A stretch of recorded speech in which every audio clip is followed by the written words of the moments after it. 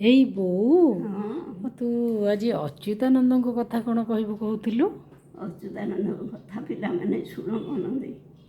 ଥରେ ସକାଳୁ ଉଠିଲା ବେଳକୁ ଅରୁଣ ସ୍ତମ୍ଭ ନିକଟରେ ଗୋଟିଏ ଛୋଟ ପିଲା ଶୋଇଛନ୍ତି। ଖେଳୁଛନ୍ତି କି କାନ୍ଦୁଛନ୍ତି କି ଶୋଇଛନ୍ତି, ଏମିତି ଅବସ୍ଥାରେ ସକାଳୁ ସକାଳୁ ତ ତୀର୍ଥ ଦର୍ଶନ କରିବାକୁ, ଜଗନ୍ନାଥଙ୍କୁ ଦର୍ଶନ କରିବାକୁ ଆସନ୍ତି। ଆଉ ଯାତ୍ରୀମାନେ ଯିଏ ଆସିଲେ ସେ ପ୍ରଥମେ ଆଗ ଅରୁଣ ସ୍ତମ୍ଭକୁ ଛୁଅନ୍ତି ଆଉ ପ୍ରଣାମ କରନ୍ତି, ତାପରେ ଯାଇକିରି ଭିତରକୁ ଯାଆନ୍ତି। ସେଠୁ ଯିଏ ଦେଖିଲା ଯେ ଛୋଟ ପିଲାଟିଏ କାହାର ଶୋଇଛି, ଛୋଟ ପିଲାଟିଏ କାହାର ଶୋଇଛି, ବହୁତ ସମୟ ପଚରା ଉଚରା ଚାଲିଲା, କେହି ଆଉ ନିଜର ପିଲା ବୋଲି କହିଲେ ନାହିଁ। ତାପରେ ଜଣେ ସ୍ତ୍ରୀ ଲୋକ କହିଲେ ମୁଁ ସମସ୍ତଙ୍କ ସମ୍ମୁଖରେ କହୁଛି ମୋର ପିଲା ନାହିଁ, ମୁଁ ଏ ପିଲାଟିକି ନେଇକି ପୋଷ୍ୟ ପୁତ୍ର ଭାବେ ପାଳନ କରିବି, ଯେବେ ଆପଣମାନେ ଆଦେଶ ଦେବେ ତାହେଲେ ମୁଁ ନେବି।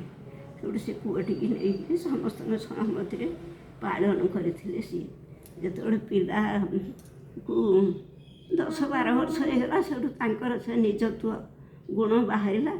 ତାଙ୍କର ସବୁ ଶୂନ୍ୟ ସଂହିତା, ଶୂନ୍ୟ ସେ ଶୂନ୍ୟରେ ଚାଲିପାରିବେ, ଶୂନ୍ୟରେ ବସିପାରିବେ, ଶୂନ୍ୟରେ ଠିଆ ହେଇପାରିବେ, ଶୂନ୍ୟ ସଂହିତା ତାଙ୍କର, ଶୂନ୍ୟରେ ସେ ସବୁ କରିପାରିବେ।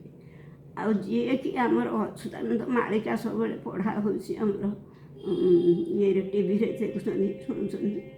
ଆଉ ସେ ଅଚ୍ୟୁତାନନ୍ଦ ହେଉଛନ୍ତି, ତାଙ୍କ ନାଁ ଅଚ୍ୟୁତାନନ୍ଦ। ସିଏ ବହୁତ ପୋଥି ଲେଖିଥିଲେ, ଅଚ୍ୟୁତାନନ୍ଦ ମାଳିକା।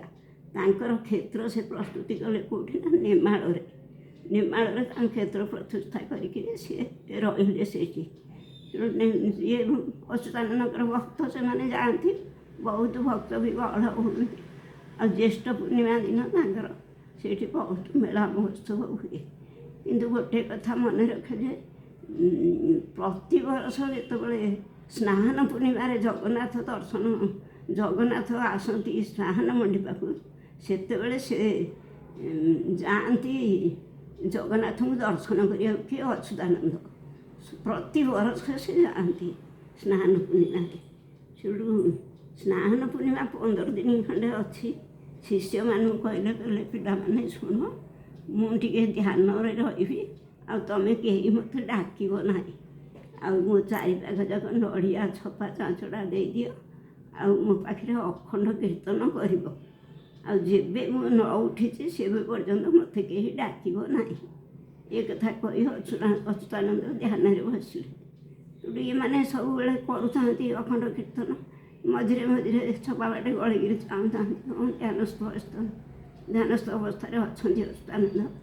ଏମିତି 15 ଦିନ ପାଇଗଲା।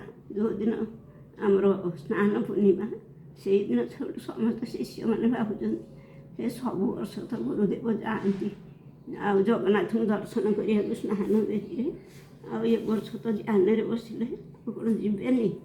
ଆଉ ଡାକିବା ନାହିଁ, ଏମିତି ହେଉଛନ୍ତି 14-15।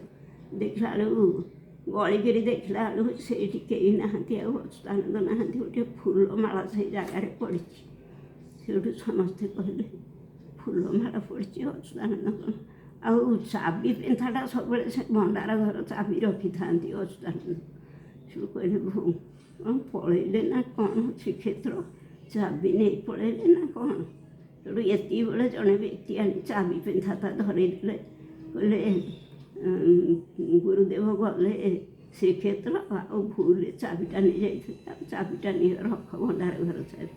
ଏହା କହି ଦେଇଗଲେ। ସେଠୁ ଏମାନେ ଯେମିତି ଶୁଣିଲେ ଯେ ଶ୍ରୀକ୍ଷେତ୍ର ଯାଇଛନ୍ତି ଗୁରୁଦେବ ଅଚ୍ୟୁତାନନ୍ଦ, ସେଠୁ ବହୁତ ଲୋକ ସାଙ୍ଗ ହୋଇ ବାହାରିଲେ, କହିଲେ ଆମେ ଯିବା ଶ୍ରୀକ୍ଷେତ୍ର, ଜଗନ୍ନାଥଙ୍କୁ ଦର୍ଶନ କରିବା, ଆଉ ଗୁରୁଦେବଙ୍କୁ ଦର୍ଶନ କରିବା, ସାଙ୍ଗରେ ଧରି ଆସିବା। ସେଟା ଯାଇ ପହଞ୍ଚିଛନ୍ତି। ସେଇଠି ଦେଖିଲେ ଆଉ ଅଚ୍ୟୁତାନନ୍ଦଙ୍କର ଚିହ୍ନବର୍ଣ୍ଣ କିଛି ନାହିଁ। ବହୁତ ଲୋକଙ୍କୁ ପଚାରିଲେ, ସେମାନେ କହିଲେ ନାହିଁ, ସେ ତ ପ୍ରତିବର୍ଷ ଆସନ୍ତି, କିନ୍ତୁ ଏ ବର୍ଷ ଆସିନାହାନ୍ତି। ଏମାନେ ନିରାଶ ହୋଇ ଫେରିଥିଲେ। ଏମିତି ଅଚ୍ୟୁତାନନ୍ଦଙ୍କ ଜୀବନୀ ଏଇଟା। ସେ ଆରମ୍ଭ ହୋଇଥିଲା ତାଙ୍କର ଜୀବନ ଅରୁଣ ସ୍ତମ୍ଭ ଭଳି, କିନ୍ତୁ ଶେଷ ହେଇଗଲା ତାଙ୍କର ରୂପରେଖ ନାହିଁ ଯେ ଶୂନ୍ୟ ଦେଇ ବୋଲି ଗୋଟାଏ ପଦ ଅଛି ଆମର। ରୂପରେଖ ନାହିଁ ଏ ଶୂନ୍ୟ ଦେଇ। ସେ ଶୂନ୍ୟରେ ଆସିଥିଲେ, ଶୂନ୍ୟରେ ଚାଲିଗଲେ। ଶୂନ୍ୟ ସହିତ। ହଉ ଠିକ୍ ଅଛି।